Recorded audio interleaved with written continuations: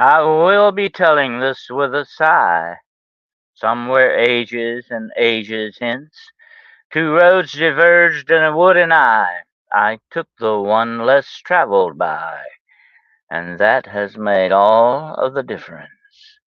Adventure is waiting for us down the road less traveled. Hello, I am your humble host in this girl. I want to welcome everyone out there in podcast land to another edition, episode 3 of The Road Less Traveled. Here's my buddy, Gerald, Grandmaster G. We're ready, Hey, ready everybody. for another episode there, Gerald. How's it going? Good. I'm ready to go. All right. We had a good show last night, didn't we? We got Yes. into Philadelphia experiment on piercing the veil last night. And if anybody out there hasn't seen that, you want to go check it out on Gerald's channel there. Definitely check out that show. It was good. I'm checking the room here, the chat room starting to fill up a little slowly here tonight. Everybody's getting ready for travel with us down the road less traveled now. Yeah. And I think we got an interesting episode ahead for everybody tonight. I want to say hello to Shiro and Moon at Noon and somebody called Midwest Night Watchers. I don't know who that could be. Oh. But we got some soulless red pill preachers here. How you doing, sir? And we getting them slowly coming in here. Aussie Sue, hello, Aussie. Sue, good to have you here. We've got you a very interesting show planned tonight. You want to tell them a little bit about that, Joe? Yeah, we picked the Loretta Chapel staircase, which is a mystery on itself. The whole thing about it is just a mystery. And if you go to Santa Fe, New Mexico, you'll find the Catholic chapel there, and it has a staircase that is all one piece, and there's no nails, no metal, no support structure that you can find that holds it up, and it goes up to the second story to the choir loft, and it's just an amazement. Yeah. Well, there's a lot of mysterious structures like that in the world. Of course, the most famous one of all, the pyramids, they still really haven't truly figured out how those were made. And I did a show with my friend Jessica, the Cryptid Huntress, about Cyclops, the cyclopedian way of putting blocks together and making walls. You see a lot of these ancient things, and you wonder, you got to scratch your head, how in the world did they do that? They didn't have heavy machinery. They didn't have dynamite. They didn't do all that. How did they do that? And you see a lot of these ancient structures, you couldn't fit a piece of paper in between them. I mean, it's amazing. Right. And when you see something like this staircase we're going to be talking about tonight, that is, a big mystery there. How that was done and put together, and the craftsmanship of something like that is astounding. Yep, exactly. And it was shrouded from mystery right from the very beginning. And we'll have to get into this story when you're ready about how it came about. And nobody actually got to see how it was made at the time when it was being built. Yeah. And it's almost as if they have some what I would call trade secrets. Like that guy we talked about that made the Coral Castle in Florida. The secret went with him supposedly to his grave. They've got these, architectural type secrets things going on that they don't tell anybody. But it has to have a lot to do with physics. Actually engineering and physics, how you do these things. We just haven't figured them out sometimes. But you know what? I think sometimes, Earl, to me, the answer may be staring us in the face. It may be so simple and so obvious that we overlook it. That happens a lot. Human beings, especially in the modern age, tend to overthink things tremendously. And when you overthink something, you miss the whole thing altogether, usually, But that happens a lot, in the trades, whether Mm. construction or carpentry or electrician, they do this stuff day in and day out, and they know all the shortcuts and tricks and of the trade, Oh where yeah. somebody else might know carpentry, but they might not, know the Oh, exact yeah. principles of all the things that it takes to build a staircase like that. But this guy, obviously, that put this together, obviously was a master craftsman. That's true. And a lot of times there have been bridges that have been made, and people still can't figure out how some of these bridges over gorges and stuff like that were put up. And even primitive peoples have a lot of these, these foot bridges that go over gorges in the jungle, and nobody can figure out a lot of. But anytime that mankind is presented with a problem, that's just the way the human brain is. It immediately starts trying to work on that. You know, it Yeah. immediately starts trying to figure out some other way around it and all that. To me, I think that is one of the essential hallmarks of mankind, the thinking process. And I want to tell you something I saw the other day when you think about stuff like that. And this is amazing. This crow was trying to get water out of a bottle. It was a glass bottle, and there was water in it, but he couldn't reach the water. And that's so we're going to go over and get pebbles and drop it in there until he raised the water level up so he could drink out of it. Now that Right. is Yep. smart, Betty.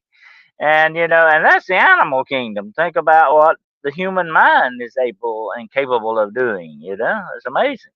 Yeah, so a lot of times we don't attribute, the animal kingdom of have critical thinking or to be able to work out problems and solutions, but there's a lot of those bird species do it all the time. Oh yeah, yeah. And I've seen apes do that. They actually make tools and do things with them. I never will forget one chimpanzee I saw, and he was like trying to get ants out of an ant hole, and he would stick a piece of grass down there and get them and eat them up. He was a smart fella, but he could get those ants out definitely. Yep. And a lot of times people don't realize this. You see monkeys looking at each other. They're like that. You think they're grooming each other. Well, what they're actually doing is eating the lice off of each other. They're picking the lice off. But hey, if your buddy can help you out with that, that's a good thing. Absolutely. Yeah, Loretto Chapel. Yeah, Yep. Loretto. That's interesting. There are a lot of mysteries in the Southwest, and this is one of them, definitely. I've always liked the Southwest. It's a very mysterious place. A lot of strange things going on. There's a lot of some interesting things that go on at the reservations and all that. I Right. have a lot of Native American friends who live on some of the reservations. I always love to keep it in a paranormal ear tuned to what they say is going on in the reservations. Although a lot of they don't talk a lot to outsiders like they would, of course. Reservations are kind of closed communities, but still, things leak out every now. You find Yep. out a little bit of that stuff. But the Southwest is a fascinating place to me. It's got so many legends, and one of my favorite is the sort of a cowboy legend, and it's about the gamblers back in the cowboy days.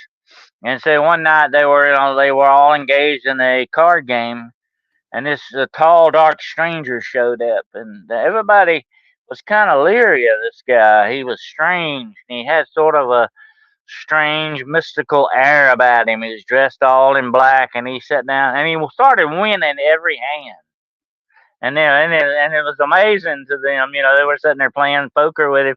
How's this guy doing this? And during the game, one of the guys drops his card and reaches down to pick it up, and he looks and at the stranger's feet, and they're cloven hooves. They're playing Ah, cards with the devil. oh my. That's a great legend. You run into stuff like that out of the Southwest. I like that. Yeah, when you have the Southwest was like the open frontier, undiscovered, but there was always a Native American population there. So you have their folklore, oral history, and then you also have, the superstitious mountains. You have ghost towns of the coal miners. You have the Oh Wild yeah. Frontier of Tombstone, and all they have their ghost stories and all their folklore. So it's like a hot spot for great investigations. Well, that's the first thing that intrigued me many years ago, Gerald.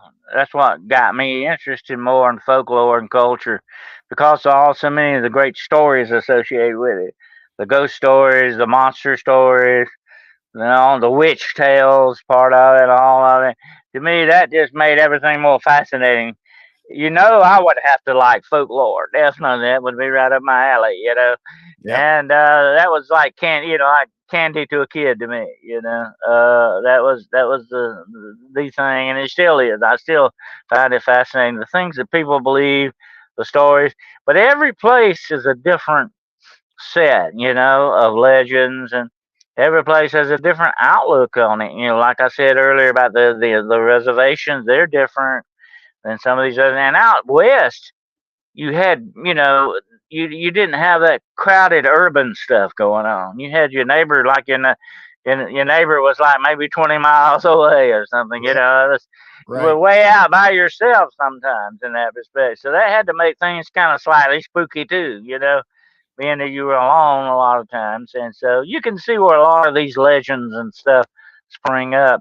But now you take the Loreto staircase. It was pretty close, I think, to civilization, was it not?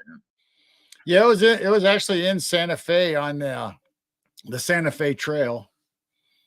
All right, let me get. Hold on a second. I'm gonna start pulling some of these pictures up for everybody to see. This is Loreto Chapel. There you go. It is a beautiful church. That's Yeah, so more like that looks was like a cathedral, is it not?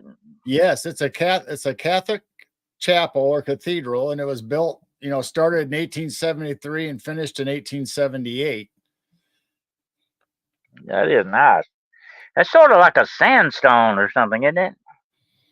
Yeah, it looks like it could, it could be a limestone or it could be, I don't Well, know exactly it what it. could be granite. It could be Yeah. granite. It's kind of hard to tell from the picture. Here's another shot of it, side shot of it.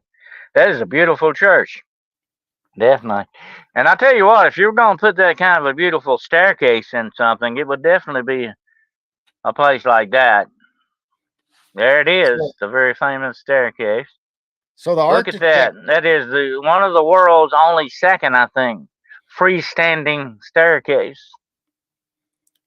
so the architect That's came amazing. from France, and he built the chapel, but the staircase was not there. They had no way of getting up to that second story where the choir would Hmm. be, and they used a ladder No, that's for. the choir loft up to the top there. Yeah. Yep, for many years they Let me used go a back to ladder. this. And they had to climb up a Back to the ladder. other You picture. had to climb on a Yeah. ladder up to there to try to get up there.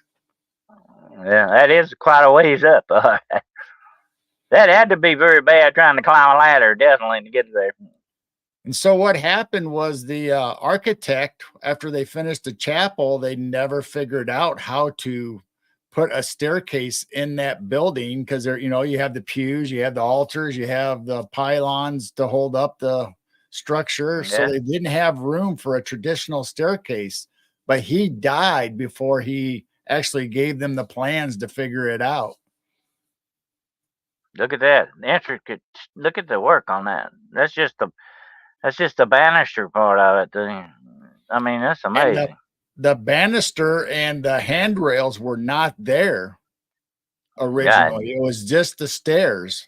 So you had a spiral staircase going up to that loft, but there was no They put they put the banisters up last because people were getting kind of dizzy headed going up there without you know yeah, so the sisters that had to go up there in the yeah choir didn't trust it when it was first made because there was, like I said, there was no banister, no handrails. It was just the stair treads and the stairway all the way up.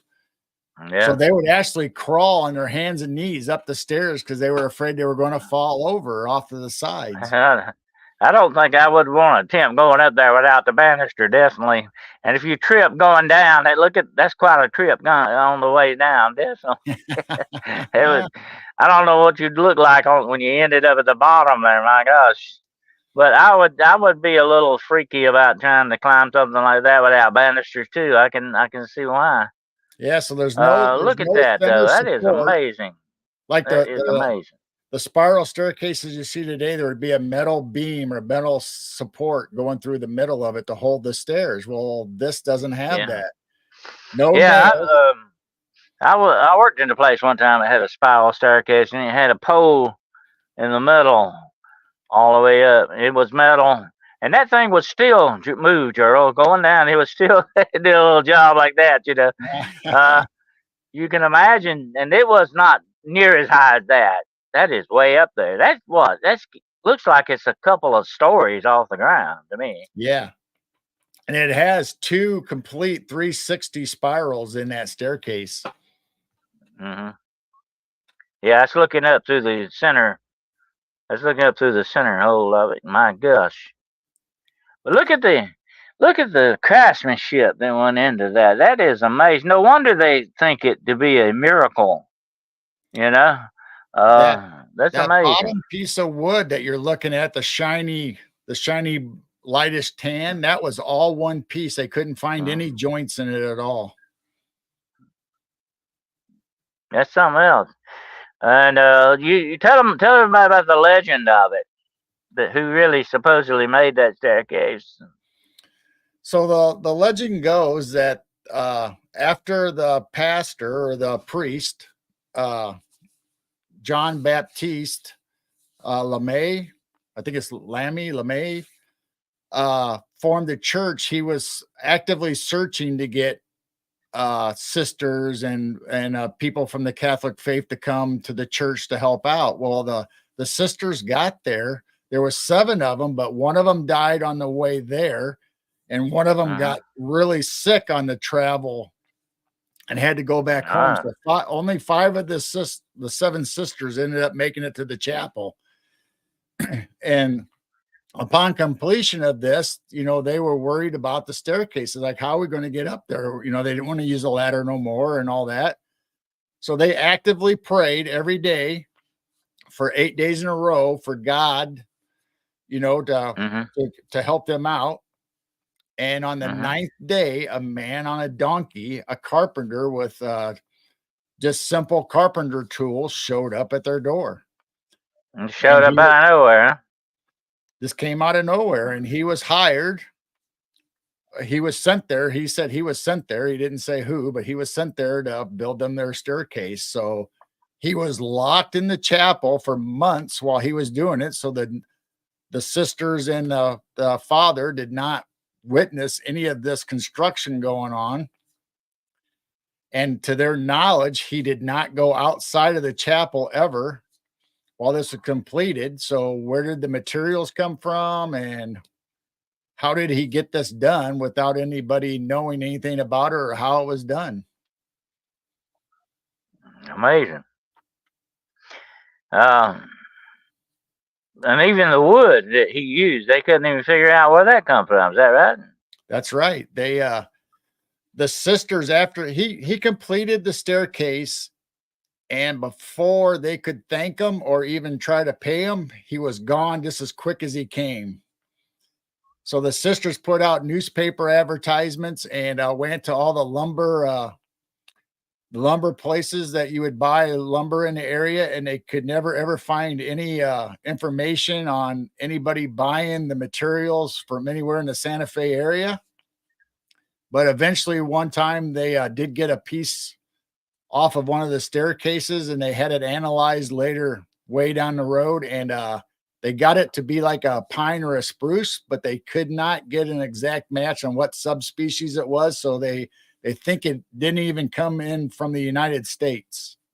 Hmm. Yeah, that's amazing. There are other stories supposedly around that some of the so-called saints have returned to do certain miraculous things. And of course, this is as you said, it's attributed to Saint Joseph, who was a master carpenter supposedly, Right. and he's the one that taught Jesus supposedly how to be a carpenter as well. And of course, you did that with your son and your relations. you would trade, give them your trade. That was the little thing you handed down to them over the time. But it would take somebody like a true master carpenter to do something like that. And this is almost otherworldly in the way it's put together. In other words, it's almost, I'm not going to say humanly impossible, but he comes very close to it. To be able to do something like that is amazing. And it takes tremendous talent, no matter which way you look at it. Right. It's almost a supernatural kind of a talent, in a way, almost. Yeah. So, like you said, after the sisters inquired about, who the man was or where the material came from and got no results, it was shortly after that it was attributed, like you said, that Saint Joseph came and answered their prayers. Well, if I were out there and talking to those nuns about this, I would have to say 10 times out of 10, your prayer got answered. Definitely. You know? Yes, it did in a mighty way. I mean, look how beautiful that is. I mean, it's just Hmm. gorgeous, let alone functional. Yeah, absolutely. I would love to go there, and I would love to go up that staircase. It would be amazing That's the only just to thing I go up don't it. know is if you can actually use the staircase. I don't know if they let you anymore. I don't know. Hmm. And they say also that this is a little side anecdote, that the acoustics in that church are perfect, for the choir and all that. They say it is very good too. It's almost as if, and it's very strange, as if God had His hand upon that church in some Right. aspects. They was meant to be there, and I think it is a beacon in their community. It is a big thing in their community. Back years ago, more so now than it is nowadays, the church was the center of your community. That's Right. where the weddings and the burials and all that, everything took place was centered around the church a lot more than it is nowadays. We're a lot more secular now than they were in those times. So that was the most important place to them, to the whole community, not just the people of the church. You know, Yep. Everybody was involved in that, especially in the Catholic religion. That's just the way that went. So the church is actually coined or called the Chapel of Light. Yeah. Mooney Noon says the unexplained part is what is so real. Wood is our greatest medium. You can do a lot with wood. I've played around with wood in my time. You can do a lot more with wood than people think you can, but that is amazing. That's true craftsmanship beyond what the normal person, I think, could do. You'd have to have some super talent for something like that. And like I Right. say, it almost borders on the supernatural in that respect. Absolutely. I mean, the church itself was designed after the big cathedrals in the UK, because the architect came from France and he was an architect on other churches and cathedrals in the UK. So it was a miniature rise. I mean, it's still a big building for us to go into, but it's not as big as maybe the Notre Dame or however those kind of Hmm. cathedrals, but it's based off similar aspects of those. So it's going to have great acoustics, like you said, and it was obviously meant Yeah. for vibrations and frequencies to fill up the whole room. That's why I said that about the acoustics in that place. Um, if you've ever been in some of the larger churches, and I have, a lot of them, the cathedrals, small cathedrals, and all that, the acoustic, it is designed that way. The acoustics, I mean, you can hear a whisper, it carries a long ways, but it's made for the sound of singing and orientation, the preaching and all that. It's geared for that. And wood is the perfect medium for that. When you think about it, it bounces more sound much better than stone does in some aspects. That's why they make guitars out of wood. A guitar has that different sound. And different guitars have different sounds, just like different violins. Like a Stradivarius Right. doesn't sound like a $10 violin, of course. Uh, wood is our medium for song and stuff like that. And I think wood has also some type of healing and spiritual properties to it sometimes Yeah. in certain aspects. Of course, metal is the same way. Look at the singing bowls and bells and all these other things that's another medium metal. So Yeah. So, those things are very important in certain places like that. Without a doubt, they have their right. place.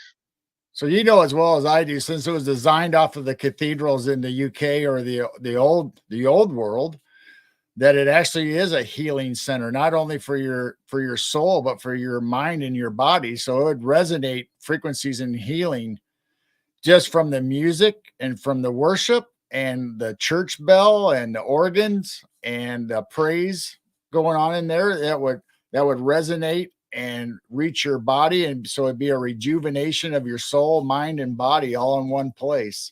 And wood, the And elements of the earth, you had stone, you had wood for the well, pews and the staircase and everywhere inside. So we had all the material that's based for frequency, just like you were saying. that's what, and I forget who it was that said that, but it is very true. Singing and music, they are expressions of the soul. They're very spiritual in that respect. That's how we express our innermost feelings and connect with the spiritual attributes of the universe around us, the seen and the unseen. Music and singing and all that stuff, the rhythm of it, the vibrations, all of that go together to make it what it is. That's why I think, and I've said this before, there's definitely choirs and singing in heaven. Well, you wouldn't have a heaven without that. Think about it. Right. Um, that's very true. And but it is a very spiritual thing. It is a very spiritual, profoundly spiritual thing. And like I say, all those components come together: the sound, the vibration, the spiritual aspects, the expressions of the soul, the emotions, that everything that comes out, and it's amazing to think about that. And you got to have a special place for something like that too. I mean, you got to Right. have a special setting for it to enhance it and make it better. You can see why that happens. Of course, some of the best concerts that ever were out in the open air. Of course, that's another factor too. But I think a lot of times you have large crowds of people like that, like concerts, stuff like that. They're sending those vibes back, and Right. it's a sort of a hive mind thing. They're Right. all in a like agreement with this or cooperating with it. I think that's got a lot to do with it. Have you ever Well, what noticed something strange that I've always noticed in large crowds? How it gets, hot. It gets, you feel the energy there. Not just the vibrations, but the energy itself. You feel that a lot, and that's part of the experience. You know, right. in that respect. But I have, my own self, I have felt classical. I've been a big fan of classical music for a long time. I like all kinds of music. I like all kinds of, but I love classical music because it has the ability sometimes to touch the soul too in certain different ways. It's amazing the kinship that we have with music, sound, and all that, and it's amazing. It really is. Well, you take the Red Rock, arena out there where they have the big concerts in the Red Rock, and how the Mm. how the frequencies and vibrations just bounce off that and hit your body and reverberate inside of you. I mean, it's just amazing. It's a spiritual and healing experience all in one place, just like these cathedrals were meant to be. Let me say this is John Fortman. Don't ever forget that very famous line in Dracula. Ah, the children of the night, what music they make. Yeah, the wolves howling, that's neat. And they are making their own kind of music when you think about it, they are doing that. They're expressing themselves emotionally. Even animals need to do that, look at the birds and the trees. And they not only express themselves emotionally, they communicate that way. That's a big thing of communication. So, here's the interesting thing about it. When we humans play music and sing songs, we're not only expressing, we're communicating at a higher level than what we usually do just by talking like you and I are right now. Right. That's amazing to think about too. But I think that's the important thing, when you get to, churches and all that, they're geared for that, you know. And I could not see that staircase being made out of stone. It would not fit. I mean, it just Right. would not be that good. What it is made out of that wood is sending that vibration back. It's resonating with the choir, that's very smart when you think about it. Right. Yeah. I mean, really, a cathedral is just a resonance bath, a resonance Oh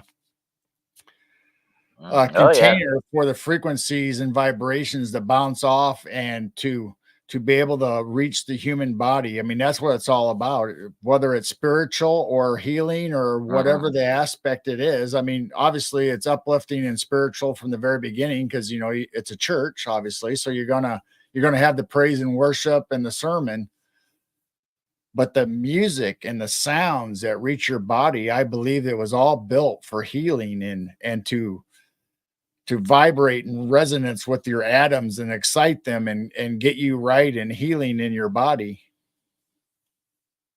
Yeah. Says the latest. Robert Bauer says the latest healing techniques use the voice to diagnose the frequencies that are out of balance in the body. It's one of the most important healing modalities in the future. That's very true. I think sound has its healing properties as well. A lot of people realize we have known this for thousands of years. It's nothing new. It's been going on for a long time.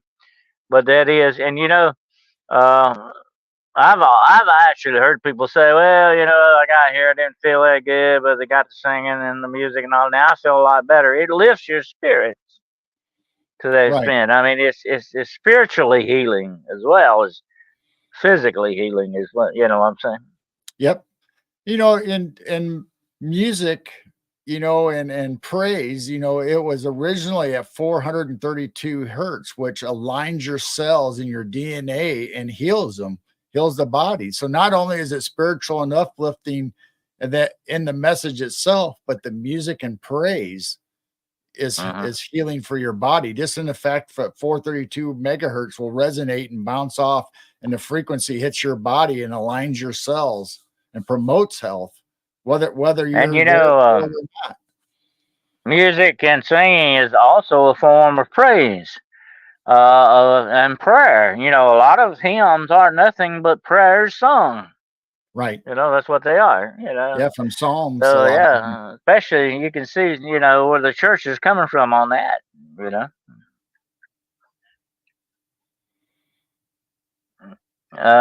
Dragon Collector says our energy bodies are neglected to balance. Our energy is important. Absolutely, I've said that before on other shows. And I think Gerald has too. You got to have the body in balance. Everything's got a balance. You're a much more able person when you're balanced. And if one thing's off kilter, it throws everything else off. Right. That's just the way that works. And when you're better balanced, everything is acting and doing what it's supposed to. Like all cylinders are hitting the way they're supposed to in the engine there, everything's working right. That's the way that goes. But that's what you have to be very careful. You don't want to neglect things. You want to try to keep that balance going. Spiritually, that's a very important aspect, you know. Right. We're talking about a church setting, obviously where you have the Trinity, where you have the Mhm. Father, the Son, and the Holy Ghost. Well, our body also has a Trinity that's holy to us, and it's our mind, body, and soul. So you also have to protect that yourself. And at the same time, you have to recharge it, whether it's through music, whether it's through meditation, through prayer, however you can Mhm. do it. It might be grounding outside, with Mother Nature and the earth. I like what Robert Bauer again says Georgian chants are alchemy designed to change the mental and physical vibration of the body, the spirit, and the mind, too. Um, A lot of chants in especially in the Catholic Church, like Hail Mary, full of grace, the Lord's with you, over and over and over and over and over again. But what they're doing, some people call it brainwashing, and it is sort of a brainwashing technique, okay, if you want to look at it that way. But what they're doing is they're getting in the mindset. They're trying to get you in the mindset of what what they're trying to get across on that. So you can see where the chanting comes from. But unfortunately, there are some bad uses for that as well. You have that same aspect in voodoo and some other type of religions, or in spell casting. You have chanting where they're repeating something over and over and over and over and over again. You're like trying to get in the mindset to manifest something. Right. That's what you're doing. And having studied the occult a lot, I see this. This is a basic part of ritualism. Okay. But on the flip side, you do have that ritualism in churches as well, especially the Catholic Church. Is that way with the chanting and all that stuff, with the Hail Mary and all that. And um, and somebody asked me that one time, first time they ever saw, I think, a Catholic service or something. And I'm not Catholic myself, but somebody asked me, I said, why do they keep saying that over and over and over again like that? And they're doing the beads, they're doing that. And I said, well, that's just part of their ritualistic way they do this. That's part of the mindset they're getting into. That's kind of their worship, in other words. Right. Okay, in that respect. But I can see, I can see where some people wonder about that. I'm not judgmental myself. That's what does it for them. That does it for them. But it's not for me. I don't do that. But I can understand, because what you're doing is getting yourself in the mindset, and you're trying to manifest something in your mind.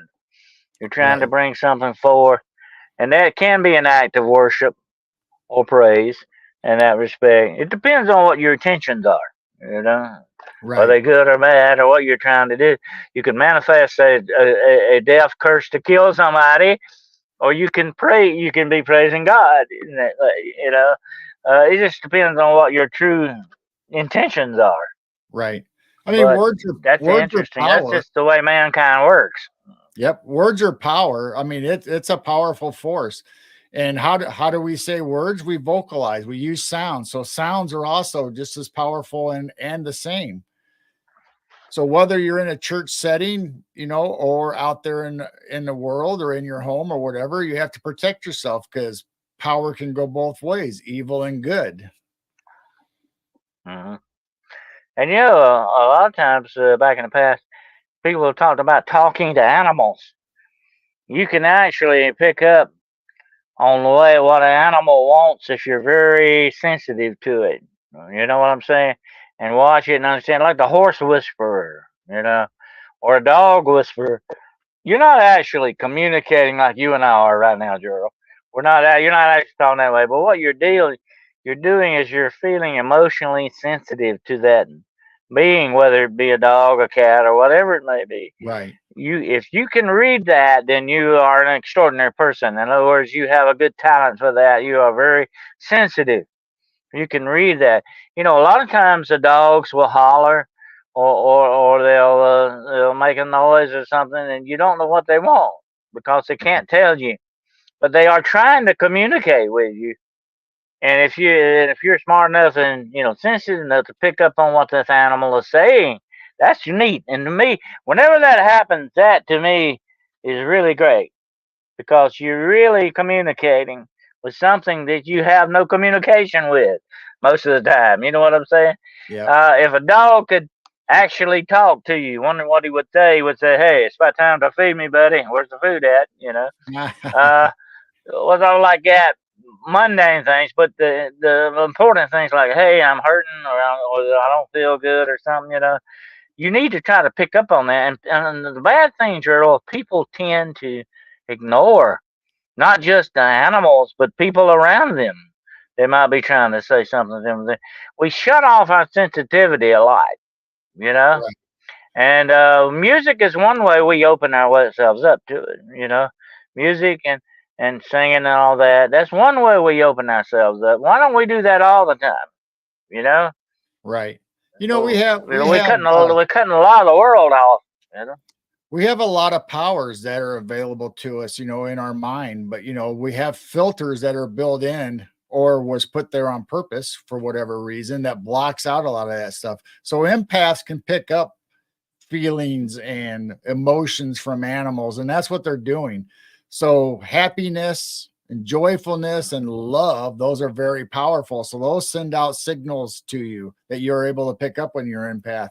But so do anger and hate and feelings like that in a negativity way. So that sends out signals too. So you have to be careful on what you're picking up. And if you're going out in the public, there's people out that are energy vampires that try to suck that out of you, or they try to put that negativity on you. You have to protect yourself from that. So it's not all joy and bliss out there that is good for your body that you need to bring in, but you have to be careful of the bad also. oh yeah, I've had that happen several times when I was in law enforcement. We knocked 10 minutes on somebody's door, and you hear the dog in there bark, bark, bark, bark, bark, bark. Finally, they come to the door, and I said, they said, well, I asked them why did it take you so long. I said, well, I didn't know maybe I was out here. I said, well, what do you think your dog was barking about? Right. You don't even pay attention to what your dog's trying to do. Somebody's out there. I said, you need to start listening to your dog more. He's trying to tell you something. People are just, I don't know. That's just the way some people are. They cut themselves off from the environment around them. I don't know if it's their mindset, or they happen to be overloaded with something, or whatever the problem is. They need to correct that, because that's the first rule of law enforcement: is observe everything, live in that moment, live for it 100% in that moment. You may never have that moment again, by the way, folks. You live 100% in that moment. Know what's going on around you and all that. We have a bad tendency, and that throws our balance off when we don't do that. You know, Right. we're not where we need to be. Well, a lot of people don't think they have these powers or whatever you want to call them. So obviously they're shutting themselves down right from the beginning. They think, well, okay, that person over there is special. They can hear or feel what an animal says. So you have to be sensitive to self. You have to bring that into yourself, saying, no, I think I can do this. You have to open up your mind and you have to pray about it and want to I think a do lot of it. times, I think a lot of times, Gerald, that people are being narcissistic to a great extent. They're only involved in themselves and nothing else around them. Nothing else matters. It's them, them, them. 100%. That's not a good way to be. Like I've said that before about those kind of people. Those are the most dangerous people walking this planet. Okay, because all they care about is what they want. All they're thinking about is themselves. They have no room in their little brains for nobody else or nothing else but that. That is a bad way to live. You're talking about unbalanced. Those are the most unbalanced people around, because that's the way they are. But they're so caught up in that, and they shut off everything else around them. You know, that's Yep, not good. Never is. that's right. You have to deny self. Yeah, that's boring kind of people too. I don't like to hang around people like that. Definitely not. It's what John Fortman says. Our dogs bark if somebody walks by on the street. They sit on the stairs looking for things to bark at. Well, that's the dog's nature. They're always on guard in that respect. That's why man took dogs in to begin with. The dogs were our guardians. We gave them meat off the campfire. Said, here, here's my contribution. That you guard us while we sleep, kind of a thing. Right. That's what that relationship began with. And that is the very nature of dogs and animals. Even cats are that way too. I have seen cats. My cat right now that's outside is very territorial. Another cat comes up, you see something. They're very territorial. Watch those animals. They tell you so much. I have been out in the woods on many a Bigfoot hunt. Okay. On many a cryptid hunt. I watch the animals around me, Gerald. They tell me stuff. Right. The birds Yep. tell me stuff. The squirrels tell me stuff. Watch them. They're trying to, they are communicating. You just gotta. Here's the interesting thing: you gotta hook that communication. You gotta hook into that communication, Right. and that's the way. And you can go with it. Once you do that, you're balancing just right. Right. What you want to do, especially if you're out in the forest. Our animals, whether it's dogs or cats or whatever pet you have, they're very super intuitive. They are Oh yeah, empaths on their own. They can see spirits and I love to watch. supernatural. They can see out of our I they love. can see out of our spectrum that we can't see. So you have to pay attention to them if they're staring off in the corner when what we see there's nothing there, but that doesn't mean there isn't anything there. Cats can see things you can't, by the way. Dogs and cats see things you can't. But I love to watch animals. Animals, I love to watch. I love to watch chickens. I love to watch animals because they are so competent in what they're doing. You know what I'm saying? Right. They're doing what they were designed to do, and they're balanced in their respect. You understand? I love to watch animals, wild animals, chickens, whatever. It's fascinating. Because not only are they telling you something, but they're also living in that moment, in their environment, and in a perfect place for them to be. And it's great balance, a natural balance to things. Right. John Forbes said, "Actually, appears woman domesticated women domesticated dogs. It probably did. They were more concerned with what was going on around the campfire there, I guess. But whoever brought the dogs in, that was a smart idea to begin with, because that they became our guardians, not only our companions, but they became our guardians as well.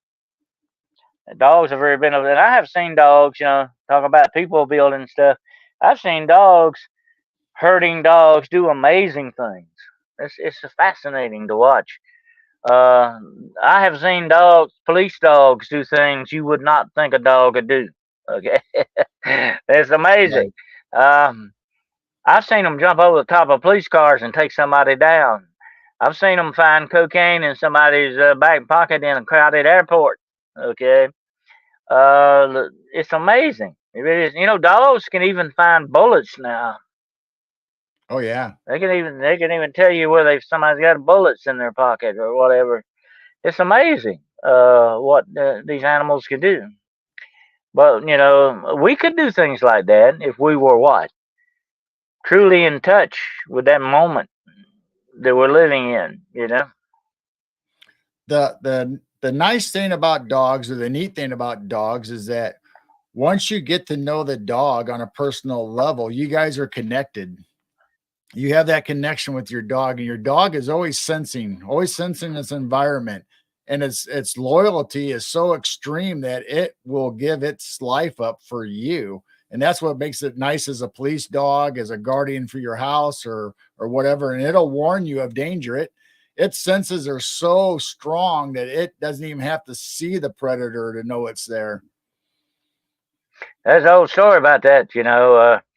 That it's kind of a joke where the first agreement between the dog and the man. The dog said, "If you feed me, pet me once in a while, I'll love you till the day I die. I'll be a companion to you. I'll do everything you want."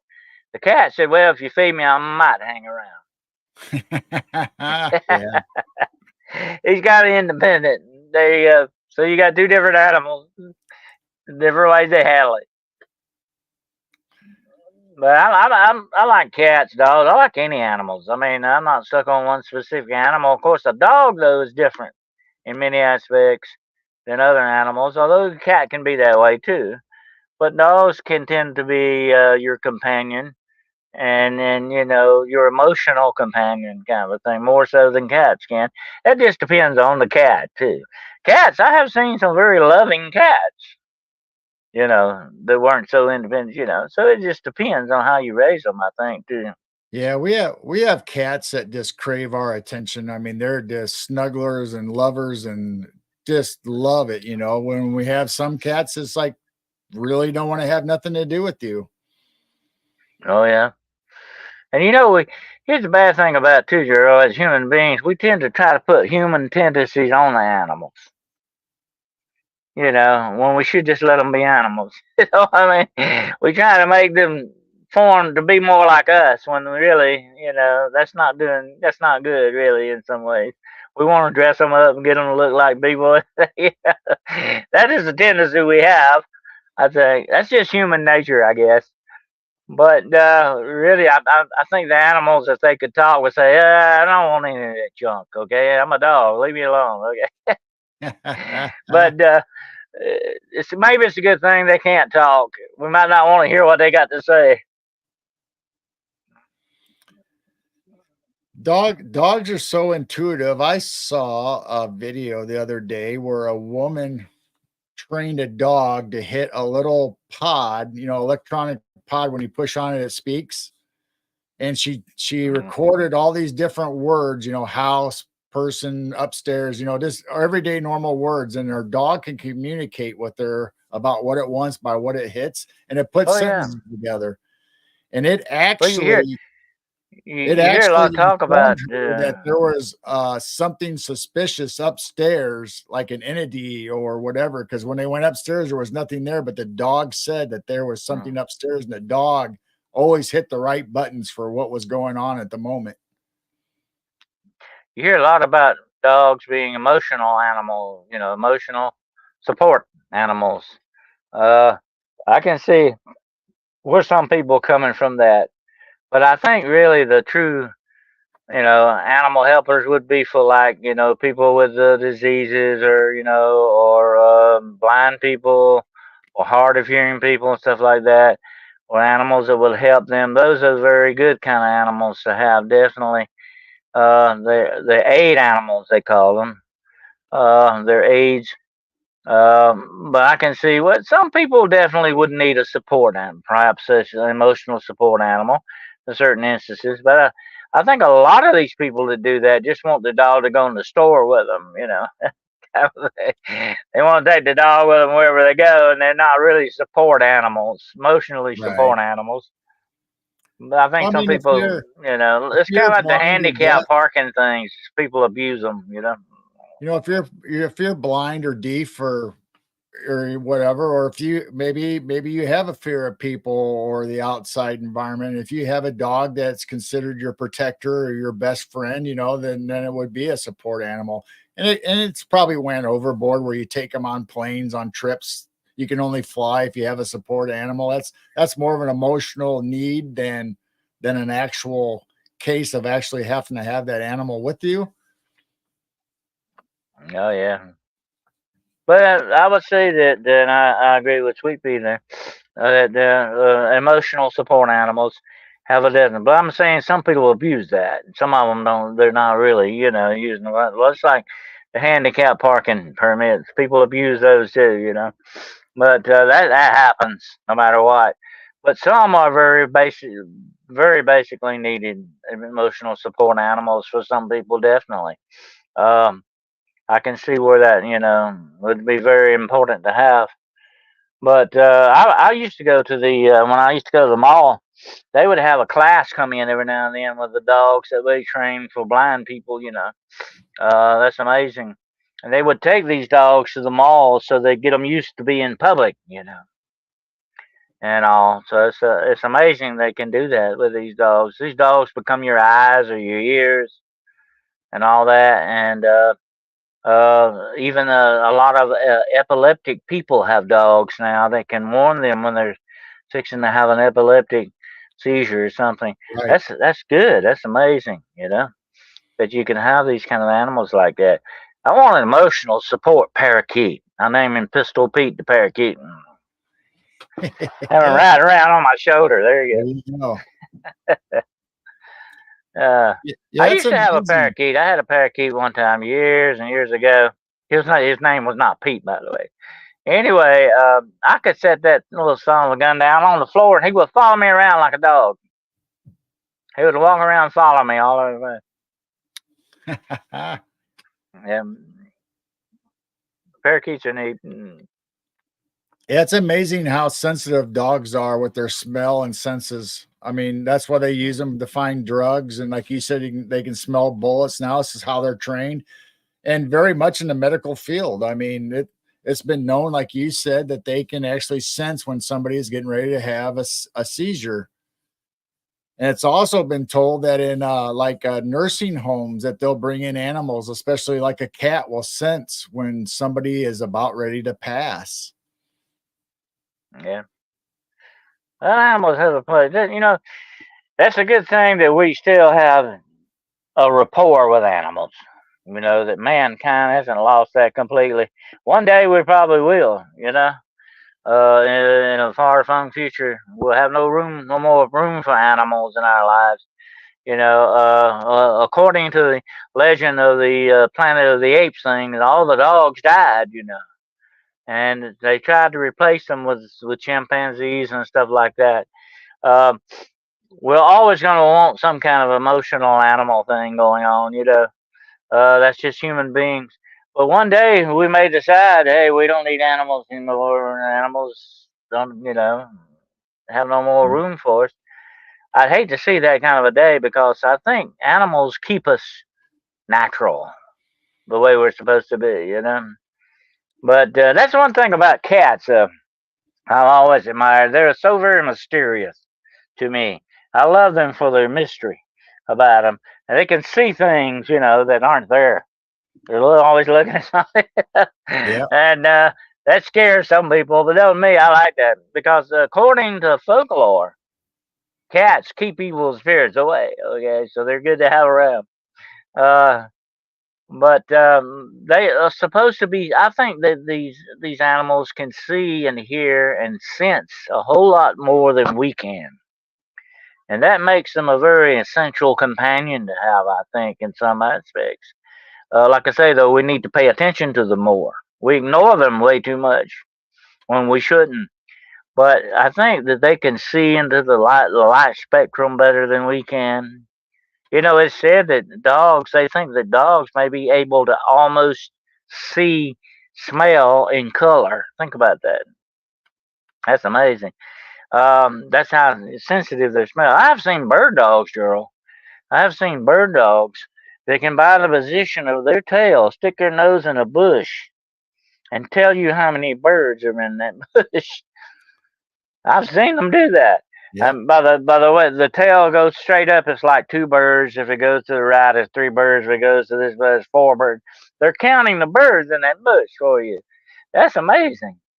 To me, I think mankind would be very poor without the animal kingdom. obviously, Absolutely. and I think that's why they did that in the movie The Planet of the Apes, because the dogs are our protectors. It's our best friend. Animals are our best friend, a dog. And they had to eliminate the dogs, otherwise they would not be able to have us under their control as far as the And movie goes. So they had to I eliminate always the liked that Erie, Indiana show, years ago, Erie, Indiana. But Yep. they had an episode one time where he had a dental retainer put in, and he started picking up the thoughts of dogs, and he found out the dogs were getting together to take over the world, and that was a good episode anyway. So we have to be careful. They might decide that, hey, one day we can run things better than these guys can. Let's take over. It might be a dog world after all. Anyway, that was an interesting episode. Erie, Indiana. That was a good TV show. It was eerie too, though. looks like Okay. I Overbuild. If you could. see that comment, it looks like he just ordered a book off your site.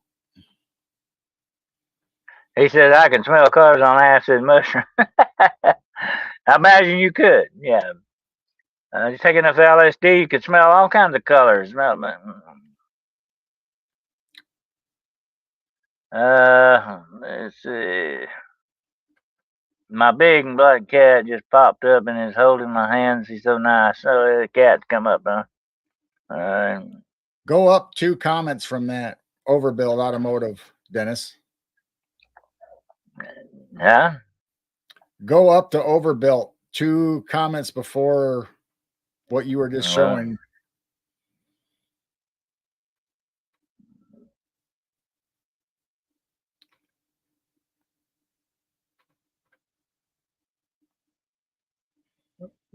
One more.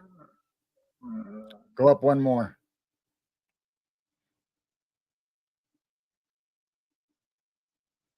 The other way.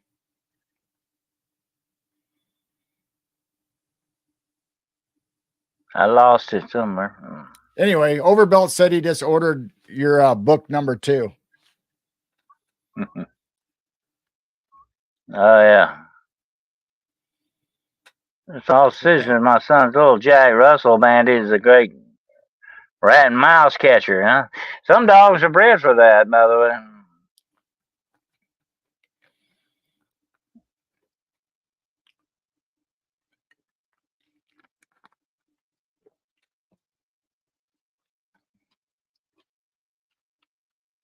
But anyway, yeah. Well, getting back to your staircase before we close for the night,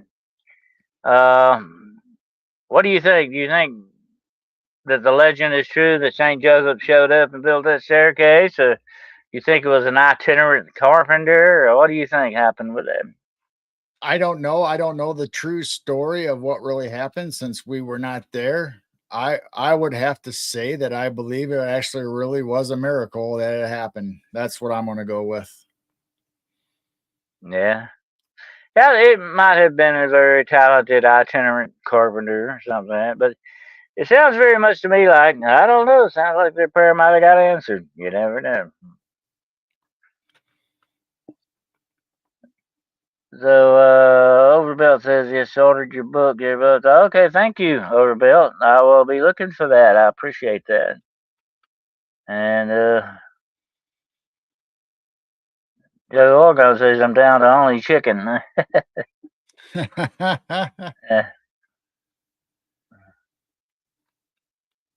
Oh, okay.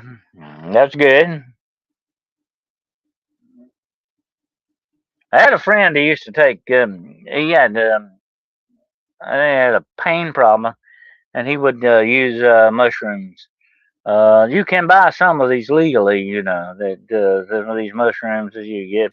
Right. And but he almost got addicted to this thing. It can, I guess, sort of be like a narcotic to a certain extent. I usually just have mushrooms on my steak. How about you, Joe? Yes, I love sauteed mushrooms and onions. Oh yeah, oh yeah. John Fortman says if it was an itinerant carpenter, it was no coincidence. I agree with that. I think so. That's true. It didn't necessarily have to be St. Joseph, but God could have answered their prayers and brought the right person to get the job done. Well, it's like I said before. Sometimes people can step in for angels. You know, God uses people to do things. Even if it wasn't Saint Joseph himself, it was God using someone to answer that prayer, whichever Right. way you look at it. Yep. In that respect. It wouldn't be that far fetched if Saint Joseph didn't show up to do that. I'm sure he could have if God wanted him to do that. But God uses people a lot. They can be stand-ins for saints and angels. And it could have been just a really great carpenter, like you said, like a master crafter. And God could have sent the knowledge from Saint Joseph, or Jesus himself was a carpenter, could have Yeah, sent that knowledge to that person to complete that task. So the essence of Joseph or whoever could have been there to help him have the knowledge if he didn't already have it. yeah. Well, it is a long-standing tradition in the Catholic Church. You pray to certain saints for certain things. That's the way they look at stuff. I think there's one. I think Saint Canagus or whatever his name. I can't think of his name. Anyway, if you lose something, you pray to him, and he'd help you find it. And stuff like that. But a lot of this stuff is sort of rooted in superstition. You know, a lot of this, and if you want to look at it the right way, a lot of the saints in the Catholic Church, the gods replace the saints in that respect. The worship of the gods replace the worship of the saints. So the Catholic Church had a tendency to incorporate things, the paganism especially, Instead of stamping it out completely, they incorporated it, brought it into the church, and just gave it another name, kind of thing. They were really bad about doing that in the past. Um, you see that go on with the Catholic Church a lot. Right. But Looks like anyway, Sweet Pea has a question for us or for you, however you want to look at it. so do angels with permission take over another to answer prayer? Okay. Well, from what I know of angels, and it ain't a whole lot. There's a whole lot known about angels. They're kind of very mysterious beings. I think that sometimes things are handled better by people than angels. And if that in that kind of an incident, angels would step aside and let the person do what they need to do, as long as they're doing what God wants to be done. Put it that way. So I think sometimes an angel might know that, hey, maybe this is not a job for an angel, it's a job for a human being.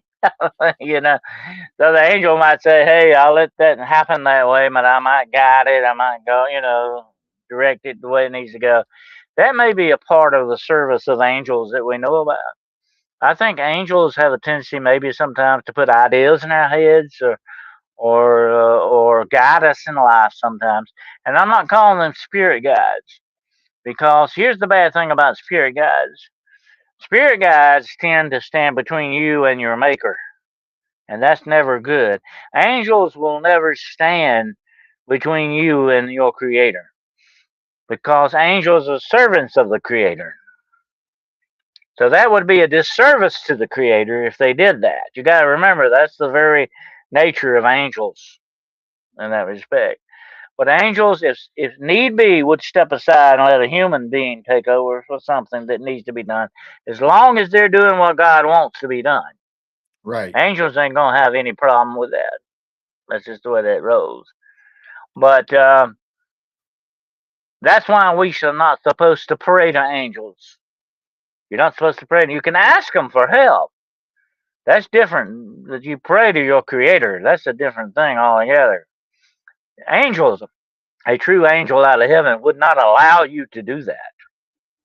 Many times in the Bible, an angel shows up and they fall down to worship them, and the angel says, "Don't do that. Get up. Don't worship me. I am Right. your fellow brethren. I'm your fellow servant. I'm not something to be worshipped."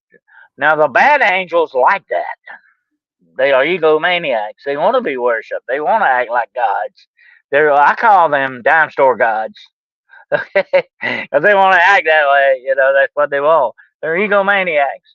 But I think the angels definitely, if they need to step aside, would let human beings do it, because you are dealing with human beings after all, and it takes one human to know another human. Okay, more so, Right. because angels, you got to remember, angels are not human beings. Just like demons. Demons were never humans to begin with. They never walked this earth as humans. They can't really understand us in that respect as humans. Just like you can't understand what an ant thinks about or a bug thinks about, because you're not a bug. You're something completely different. And that's what you're dealing with these different types of spiritual beings. Yep. John Fortman says the carpenter could well have been asked to go in the same way. That's true. Sometimes we answer God's prayers for other people. Yeah, He uses people in that way too. Yeah, many times. Yeah.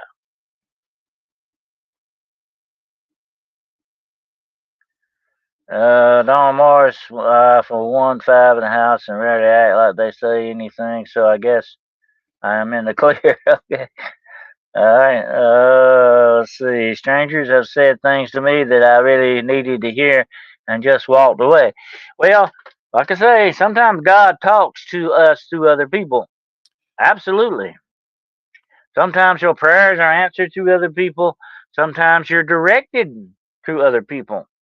Right. But always remember, something truly from God is not going to direct you in the wrong way. It's not going to tell you to do something wrong. It's not going to go about it in the wrong way. It's not going to do that. Right. So So this is the way it works. angels have tasks from God Yeah. because God they are there to assist God. And angels are messengers, so God can send them to us to give us a message. And it also could be that the person that gives us that message is an angel unaware, and it says that in the Bible also. You have to Oh be yeah. ready to entertain an angel unaware. So it still could be a God message sent from an angel through another person.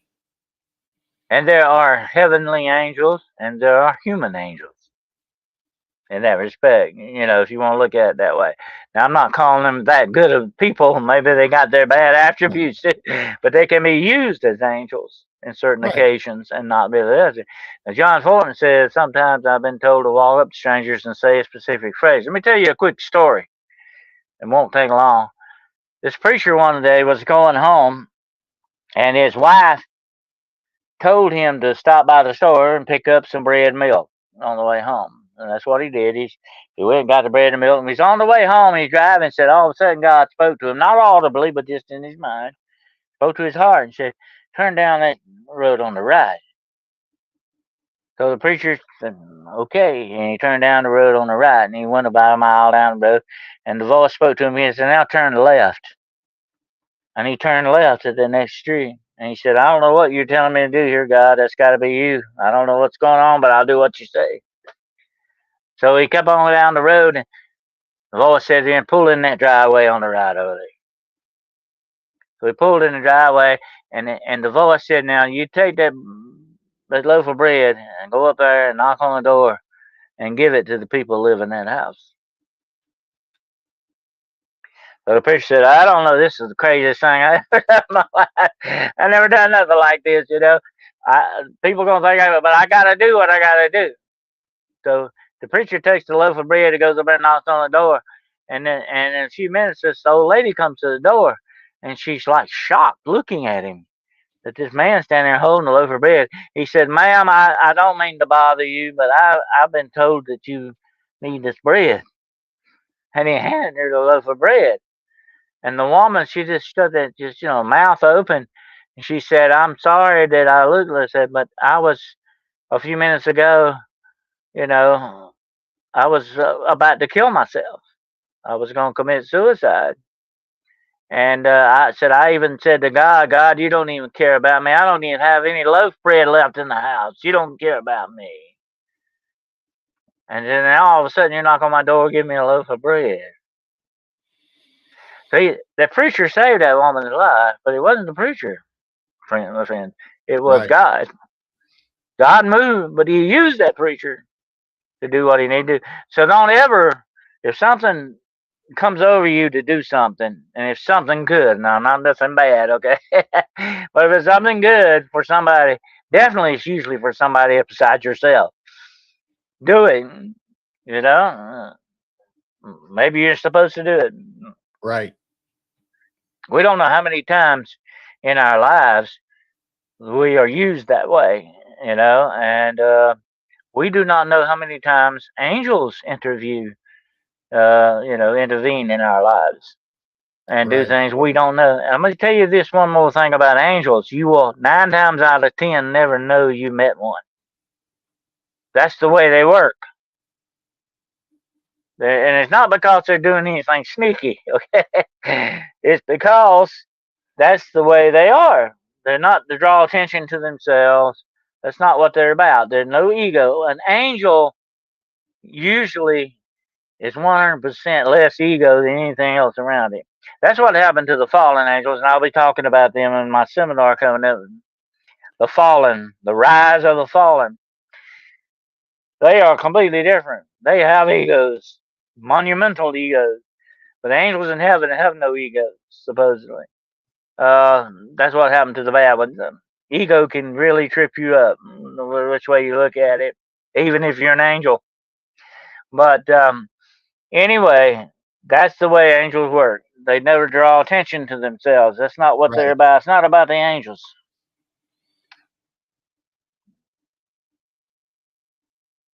Sweet Pea says it's a great joy to me imagining someone alone will read that. Yeah,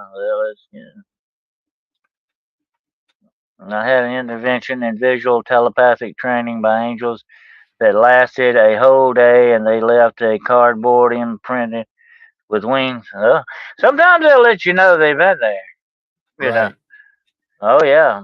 But if you remember, and I've said this before about angels, if you remember an angelic encounter, it's because you are meant to.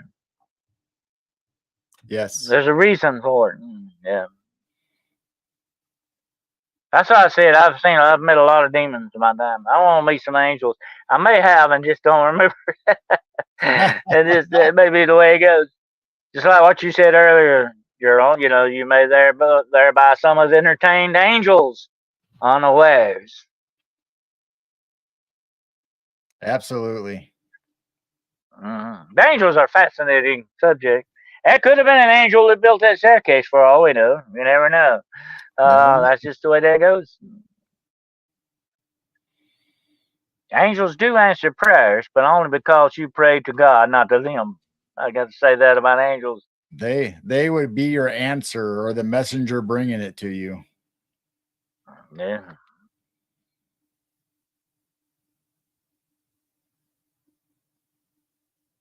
Kyle Smith says, I believe it was. Yeah, absolutely. But yeah, if something comes over you telling you to do something, if it's something good, not nothing bad, now like robbing a bank or something, you don't want to do that. I would advise you not to do that.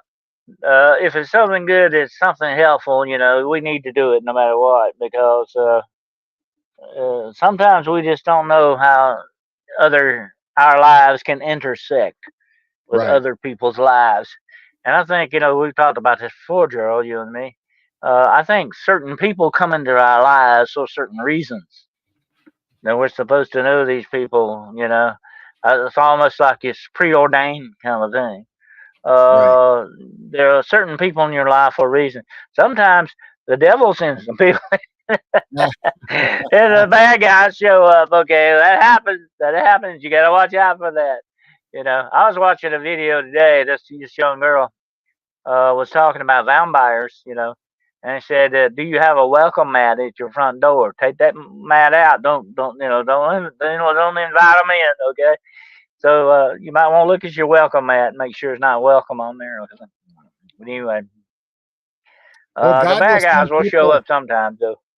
God will send people in your life to put you on the right path that you need to follow, whether it's to get you off of a wrong path that you're going down, or you have to go down this one path to learn a lesson and to get where God wants you to be. Yeah, that's true. Don Morris says there's one dog that could sniff out cancer. Oh yeah, dogs can be trained to sniff out cancer. Oh yeah, I've seen that.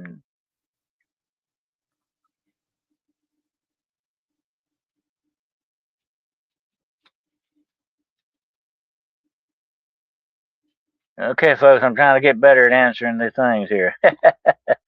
I'm getting down to getting the habit of it here.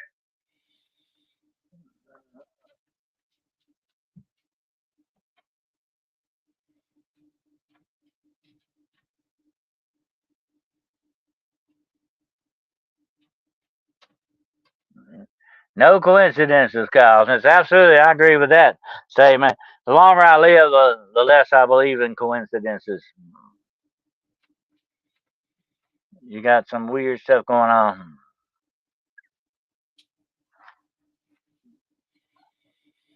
Joe Oregon says it was a drug intervention by angels. I quit the hard drugs that day since 29 and know it was a good thing.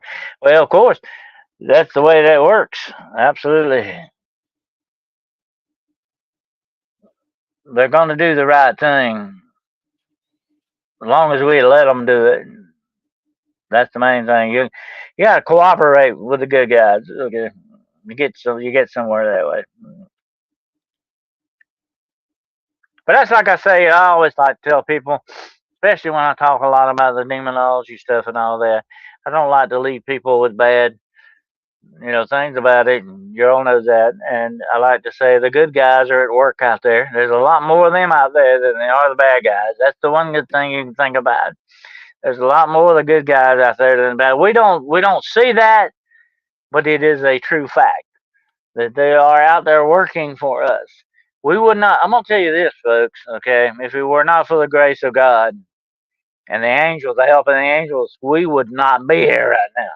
Right. Okay, definitely not. We would not be here right now because the forces at work in this world, they run everything, would definitely want to destroy us. They definitely do. John Foreman says, I read that dogs can smell time the way we can tell time by lightning change and traffic increase and whatnot. Dogs do that with sniffing. That's a possibility. Yeah. I think they have a concept of time, but not the way we can conceive time. Because, like I Right. say, they say when you walk out of the house, your dog thinks you're probably never coming back. He doesn't have a wristwatch and say, well, they'll be back by 5 o'clock, okay? He don't do that. He thinks, hey, he's leaving. He may never come back. He doesn't know. They don't have the same. And here's another thing about dogs that I've noticed. They sometimes do not have the concept of depth that we do. And I think that may be the way our brain works Right. different than theirs. There was talking about bridges and stuff, very famous bridge in Scotland called the Suicide Bridge. You remember that, Yep. girl?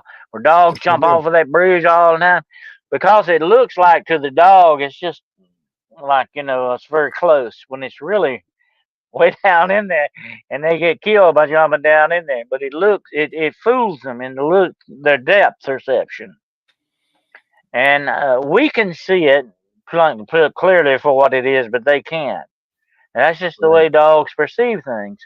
And so I think, sometimes I have seen dogs misread people, just like we misread people. They can misread your actions.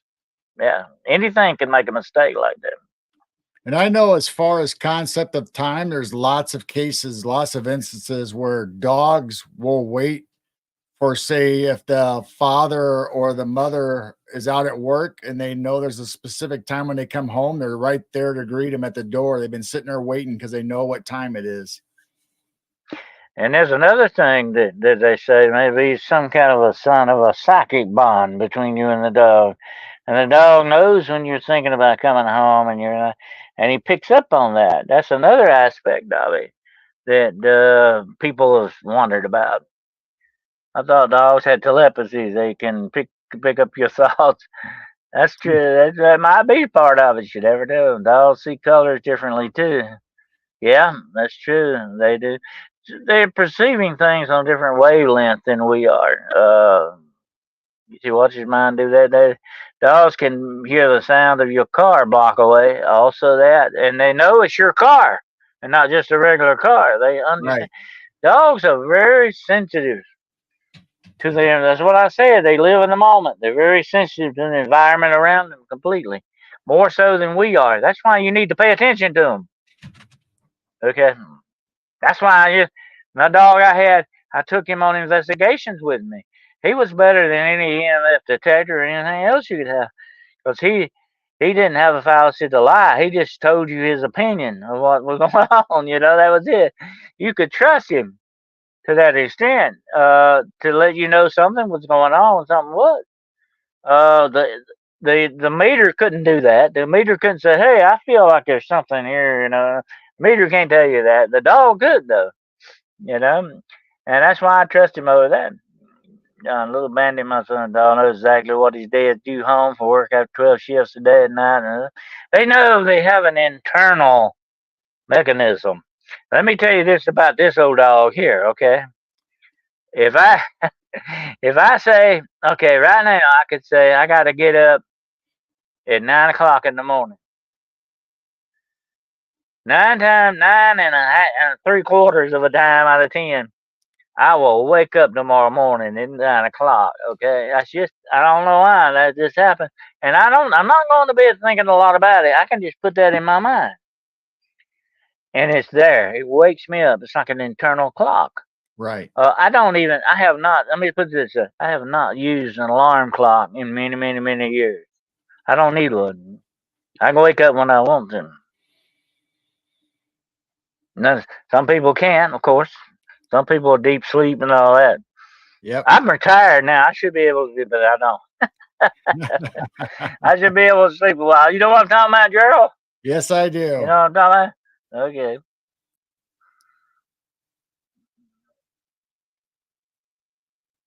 But anyway, I think we've covered the universe tonight. How do you We've think, covered quite a Gerald? bit tonight. Not only the I think we staircase, took a but some chunk other out things. of it. But We that was definitely interesting. went Very down the now. road less traveled. Next week, everybody, we're gonna have a little interesting show next week. We're gonna be talking about Lizzie Borden. Whack, whack, whack. Okay. Lizzie Borden next week on the road less traveled. She's There waiting you for you go. on the road, and I won't spend the night. Let's go up there. Let's go spend the night in Lucy's house. Okay. I tell you what. Gerald. I heard a guy actually did spend the night in there. Guess what he found under the couch? You know the sofa where she chopped her father up at. You know the Right. sofa. He found a Ouija board under the sofa. Yeah. I said, well, I guess you would find something like that in Lizzie Borden's house, probably. But that was, of course, they rented out to different teams, and evidently one team left their Ouija board there. Right. Yep. There's a lot of But I'm ghost saying, hunters. when I heard that, I'm saying, oh, that's just asking for trouble, definitely. I get hacked up real good doing that stuff. But that's what we're going to try to get into next week. We're going to talk about it. Famous axe people here. People going Oh, around axing people. The Axemen of New Orleans and the Valencia murder house. We'll talk about that. That was the Cryptid Hunters. Thank you. Oh, yeah, I do want to wish my good friend Ben King, Bushmaster Ben, a happy birthday. Today's his oh, birthday. happy birthday. That's Jessica's son. I call him Bushmaster Ben. I call him the Bigfoot King. Mm-hmm. I live in a serial killer house, John Foreman. Oh, we need to hear about that, definitely. That sounds like an interesting place. You're welcome, Jessica. You tell Ben I said happy birthday. Yep. Happy birthday, Ben. Oh, they're celebrating it Yeah. tonight. Yep. The Axe Murder House. That would be a great RV. Yeah, I tell you, I wonder if she's ever RV Lizzie Borden. She probably has. Oh, That's a fascinating fact because, like I told you earlier, Gerald, the interesting thing about the Lizzie Borden case is the Victorian men could not believe that a woman would do that, and I think that's how she got away with murder. don't give away all the secrets. That's next week. Yep. It is a fascinating case, absolutely. Well, I think by the time we've turned this every which way we can tonight, and that was interesting though. The staircase. If any of you get out that way, send us pictures back of it. I'd like to see it. And um, we'll see what we get into next time with Lizzie Borden. Now Wednesday night, I'll be doing hunting the shadows, reptile dysfunction again, and yeah, listen very close to what I'm saying now, folks. Reptile dysfunction, okay, and that's the true nature of reptilians. And Friday night, I'm going to be doing cursed objects. Very much like the that old TV show. I don't know if you remember that. Friday the 13th, the series, Right. Cursed Objects. Yeah. So what you got this week, Gerald? Well, Wednesday night we'll have the Night Owl Lounge on again at 10 p.m. Central. and we'll talk with the chat and have fun, whatever we've got going on. Then Thursday night on Professor Bauer, Robert Bauer, who was in our chat tonight, I do a show with him on Thursdays and Saturday nights, and it's called the Geezer Geeks, where a bunch of us old guys get together and just chew the fat and basically talk about anything and everything. And then Sunday, our normal show for Piercing the Veil on Midwest Night Watchers, we have Lynn Monet, and we're going to be talking about the colors of heaven. All right, that sounds good. And like I said earlier, if you missed our show last night on the Philadelphia experiment, go to Gerald's channel and check it out. Watch that, though. Piercing the Veil. That was a good one about the very famous Philadelphia experiment. And let's see, the 26th of June, I will be doing a special 2-hour seminar on the Nephilim, the rise of the fallen. Oh. You're gonna want to see this, folks, because this is about our future. Okay, what's coming down the line in the master plan of the fallen. They're rising again. So you want to catch that one. Special 2-hour seminar, June 26th at 9 o'clock p.m. Eastern Standard Time on Hunting the Shadows. Well, I want to thank my co-host, Grandmaster G, Keeper of the Flame, and I think we had a pretty good little show tonight. I hope everybody enjoyed it. And you want any final thoughts on the stairwell or whatever, sir? No, I think we covered it all. I really do think it was a miracle, and the sisters' prayers were answered, and that's how I'm going to leave it. That's how I like to think of it. I hear you. Well, my thoughts on it are it's pretty darn close to supernatural in my book. Okay. So there you go. So appreciate you all being here tonight. But remember, each and every single one of you are important to us. We appreciate your support immensely. Okay. And if any of you out there listening, you need to subscribe. Okay. Heart, like, share. Whatever it is you need to do, put us on out there, okay? We want to get some more viewers in here, and we want some more people to travel down the road less traveled with us, okay? Absolutely. Well, thank you all for being here tonight, and until we get together again, Omnia exuit in mysterium. Until we get together again.